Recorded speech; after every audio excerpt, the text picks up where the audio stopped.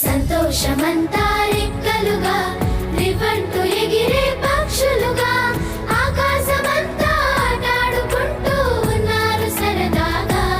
ఒకరేమో సీను ఒకరేమో చున్ను కలిసారే ప్రాణంగా కురిసారే వర్షంగా. పాటేమో సీను ఆటేమో చున్ను ఒకటై ఎదిగారే మధురంగా.